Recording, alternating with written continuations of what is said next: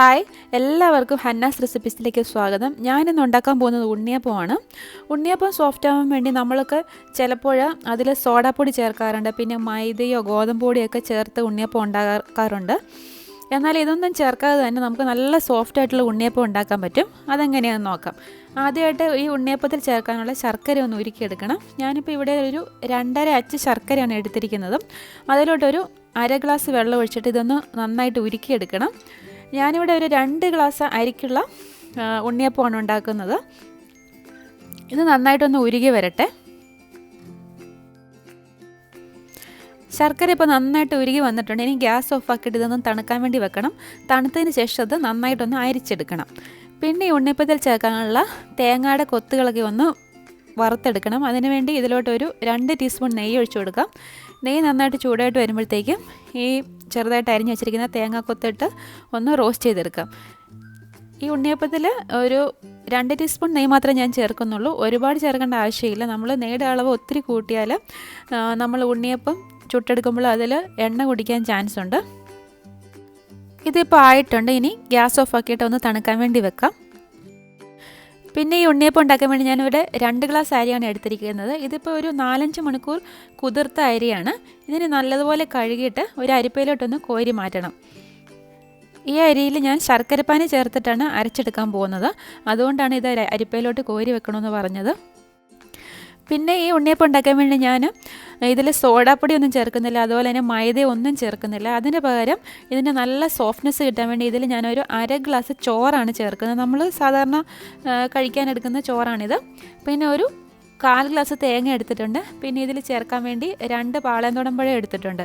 പിന്നെ മുമ്പേ ഉരുക്കി വെച്ച ശർക്കര ഇവിടെ നന്നായിട്ട് തണുത്തിട്ടുണ്ട്. അത് ഞാൻ നന്നായിട്ട് അരിച്ചും എടുത്ത് വെച്ചിട്ടുണ്ട്. ഇനി ഇത് മിക്സിയിലോട്ട് ഇട്ടിട്ട് ഒന്ന് അടിച്ചെടുക്കാം. ഞാനിപ്പോൾ പച്ചരി ഇട്ട് കൊടുത്തിട്ടുണ്ട്. ഇനി ഇതിലോട്ട് ചോറ് ചേർത്ത് കൊടുക്കാം. ഇനി ഇതിലോട്ട് എടുത്ത് വെച്ചിരിക്കുന്ന തേങ്ങ ചേർത്ത് കൊടുക്കാം. പിന്നെ ആ പാളയംതോടമ്പഴം ഞാൻ ചെറുതായിട്ടൊന്ന് മുറിച്ച് വെച്ചിട്ടുണ്ട്. എന്നിട്ട് അതും കൂടെ ചേർത്ത് കൊടുക്കാം. ഇനി ഇതിലോട്ട് നന്നായിട്ട് അരിച്ച് വെച്ചിരിക്കുന്ന ആ തണുത്ത ശർക്കരപ്പാനി ചേർത്ത് കൊടുക്കാം. ഇതിപ്പോൾ ഏകദേശം ഒരു ഗ്ലാസോളം വരും. എന്നിട്ട് ഇതൊന്ന് അരച്ചെടുത്തുകൊണ്ട് വരാം. അല്പം തൈരോടുകൂടിയാണ് ഞാനിത് അരച്ചെടുക്കാൻ പോകുന്നത്.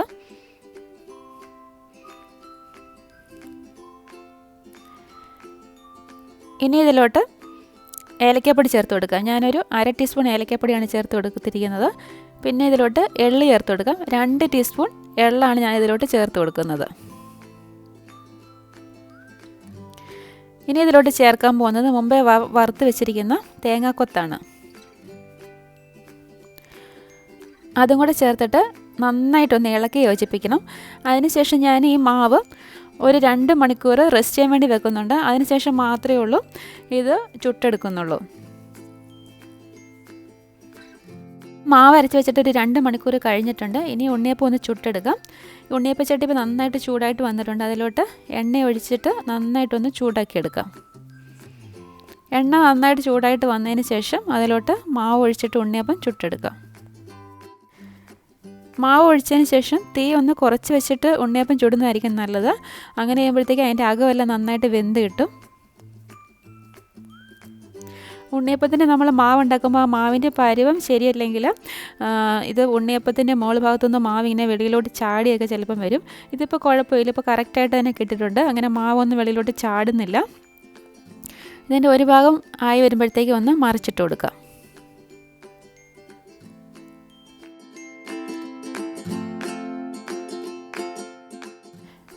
അതിൻ്റെ 2 ഭാഗവും ഇടയ്ക്കിടയ്ക്ക് ഒന്ന് തിരിച്ചും മറിച്ചൊക്കെ ഇട്ടൊന്ന് വേവിച്ചെടുക്കണം. എന്നാലേ ഉള്ളൂ അതിൻ്റെ അകമൊക്കെ നന്നായിട്ട് വെന്ത് കിട്ടത്തുള്ളൂ. പിന്നെ ഇത് ഓവറായിട്ട് കുക്ക് ചെയ്താലും ഉണ്ണിയപ്പം കട്ടിയായി പോകും. ഇത് നല്ല സോഫ്റ്റായിട്ടുള്ളൊരു ഉണ്ണിയപ്പമാണ്. ഇതിൽ സോഡാപ്പൊടി ഒന്നും ചേർത്തില്ലെങ്കിലും ഇത് നല്ല സോഫ്റ്റാണ്. ആ ചോറും ആ പാളയംതോടമ്പഴമൊക്കെ ചേർക്കുന്നുണ്ട്.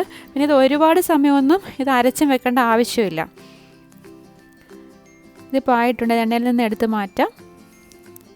ബാക്കിയുള്ളതും ഇതുപോലെ തന്നെ ചുട്ടെടുക്കാം.